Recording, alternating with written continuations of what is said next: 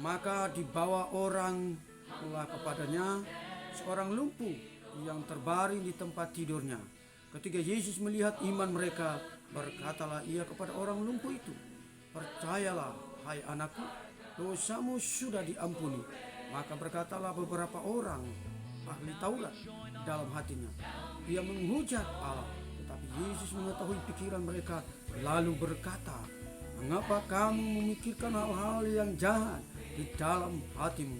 Manakah lebih mudah, mengatakan dosamu sudah diampuni, atau mengatakan bangunlah dan berjalanlah? Tetapi supaya kamu tahu bahwa di dalam dunia Anak Manusia berkuasa mengampuni dosa." Lalu berkatalah ia kepada orang lumpuh itu, "Bangunlah, angkatlah tempat tidurmu, dan pulanglah ke rumahmu." Dan orang itu pun bangun lalu pulang. Maka orang banyak yang melihat hal itu takut, lalu memuliakan Allah yang telah memberikan kuasa sedemikian itu kepada manusia. Haleluya, puji Tuhan saudara. Hari ini saya mau bicara tentang mujizat Tuhan. Mujizat Tuhan yang sangat unik. Nah, di sini ada seorang lumpuh saudara. Dia membutuhkan mujizat pertolongan Tuhan. Yesus melakukannya, tapi ada banyak orang ahli Farisi, orang ahli Taurat menghujat bahwa dia telah menghujat Tuhan Allah. Nah saudara, kadang-kadang orang pintar memikirkan dengan pikirannya diri sendiri, memikirkan pikirannya sendiri bahwa tidak akan terjadi. Cara Yesus berbeda dengan cara para ahli Taurat. Justru itu Yesus datang untuk menyembuhkan setiap yang mengalami sakit lumpuh. Ini ada seorang lumpuh membutuhkan kesembuhan ilahi. Haruslah kita memiliki otoritas dari Tuhan ketika kita percaya. Makanya Yesus berkata, "Engkau percaya, hari ini dosamu sudah diampuni."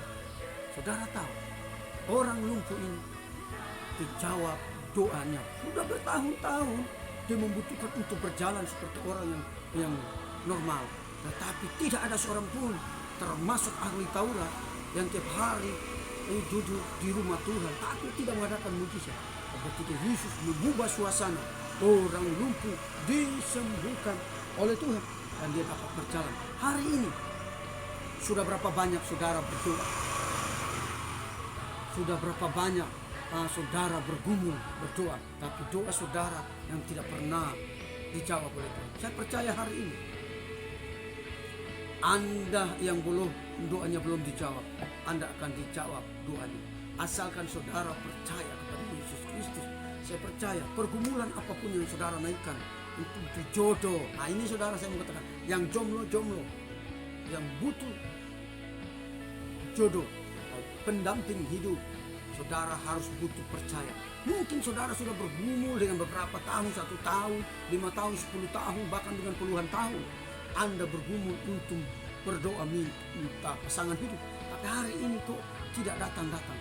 Tuhan tuh punya cara yang unik untuk mendatangkan ampun. Ketika saudara berdoa, Tuhan pasti jawab doa saudara. Contoh sederhana saudara, mungkin saudara punya pergumulan dengan Tuhan dan jodoh saudara, mungkin saudara pasang standarnya tingkat tinggi. Oh, tipe-tipenya seperti ini, tapi tidak datang-datang. Anda semakin kadaluarsa saudara pasang standarnya. Saudara yang mau kasih tahu, jangan pakai standar pikiranmu sendiri, pakai standar Tuhan. Ada Tuhan punya cara. Mungkin Tuhan datangkan jodohnya saudara ketiga yang para jomblo. Dengar baik-baik, yang jomblo. Anda mungkin belum sampai saat ini belum menemukan jodoh. Tuhan punya cara.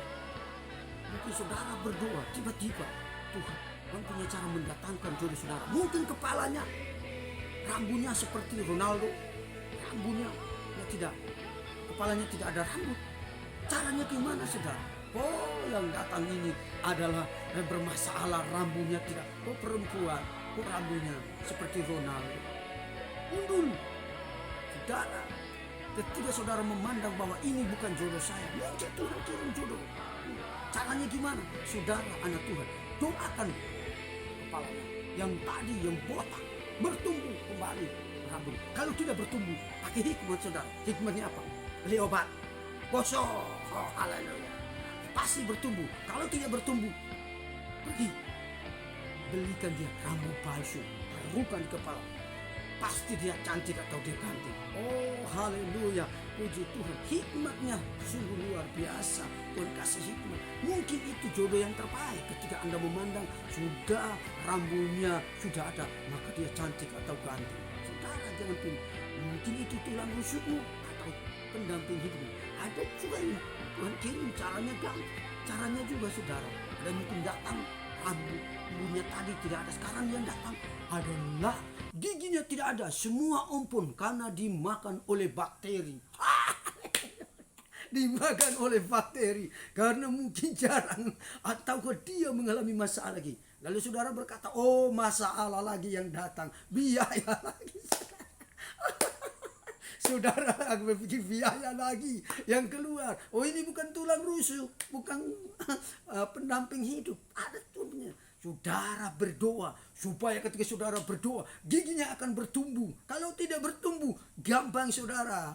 Caranya gimana? Pergi ke tukang gigi, pasang gigi palsu. Tapi jangan pasang gigi harimau. Oh haleluya, itu bahaya. Malam-malam saudara akan terekam. Saudara-saudara harus punya hikmat berdoa. Tuhan punya cara, saudara.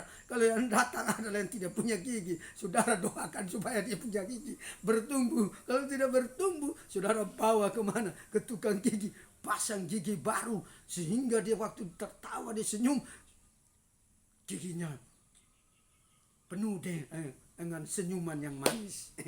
Dulunya senyum. Jadi saudara ingat baik-baik, Tuhan punya cara. Kalau terus saudara ada yang datang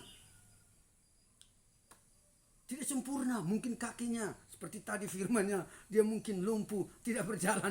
Caranya saudara bagaimana? Oh saudara berpikir ini masalah baru yang datang, saya minta jodoh, ternyata yang datang adalah orang lumpuh. Saudara kan Tuhan kirim itu supaya saudara berdoa. Bawakan ke hamba Tuhan, doakan supaya dia mengalami kesembuhan. Itu ketika dia sembuh, saudara pas tahu ada hikmat di balik masalah. Saudara ketika saudara doakan, dia berjalan, dia ganting, cantik. Ketika dia berusaha, dan itu mungkin tulang rusuk atau pendamping hidupmu. Jangan pakai standar sendiri. Saudara kalau pakai standar sendiri, saudara tidak temukan kunci atau jawabannya. Pakai standar Tuhan. Tuhan kasih itu sesuai. Dan mungkin saudara minta yang cantik, yang ganting. Mungkin Tuhan kirim bukan yang ganting atau cantik. Tuhan kirim yang tidak punya rambut. Tuhan kirim mungkin tidak punya gigi. Tuhan kirim mungkin tidak lumpuh dan sebagainya. Saudara sebagai anak Tuhan, doakan. Bukan itu masalah perkara yang datang, biaya bukan. Tetapi saudara berdoa supaya dia bertumbuh dan dia melihat mujizat Tuhan. Dan dia akan ceritakan kebaikan Tuhan. Ternyata Tuhanmu hidup. Haleluya, haleluya. Saudara harus percaya hari ini bahwa orang lumpuh pun disembuhkan Tuhan. Tidak ada yang mustahil bagi Tuhan. Saudara harus percaya dosa dan semua segala terikatan itu akan diampuni. Firman Tuhan berkata, Yesus berkata kepada orang Farisi, dia bilang bangunlah. Dia katakan seperti ini. Tetapi supaya kamu tahu bahwa ada di dunia ini anak manusia berkuasa mengampuni dosa. Lalu berkatalah Yesus kepada orang lumpuh itu, bangunlah, angkatlah tempat tidurmu dan pulanglah ke rumahmu. Dan orang itu pun bangun lalu pulang. Maka orang banyak melihat hal itu takut, lalu memuliakan Allah yang telah memberikan kuasa sedemikian itu kepada manusia. Haleluya. Ini sejelas-jelas firman Tuhan yang Yesus sampaikan ini adalah benar-benar dialami. Orang lumpuh itu bangun dan angkat tempat tidur dan pulang. Saya tidak tahu orang lumpuh itu pulang dan menceritakan bagaimana dia sudah berapa puluh tahun dia berlumpuh dan sekarang disembuhkan oleh Tuhan. Suatu sejarah, suatu kehidupan yang Tuhan ubah menjadi tadi yang terikat dengan penyakit lumpuh. Sekarang dia bebas, dia merdeka. Hari ini saudara, mungkin sudah berapa banyak saudara sudah terikat di dalam penyakit. Sudah berapa banyak saudara sering diikat dalam dosa. Saudara tahu Tuhan Yesus mengampuni setiap dosa kita. Percaya saja Tuhan akan pasti mendatangkan kesembuhan dalam hidupmu.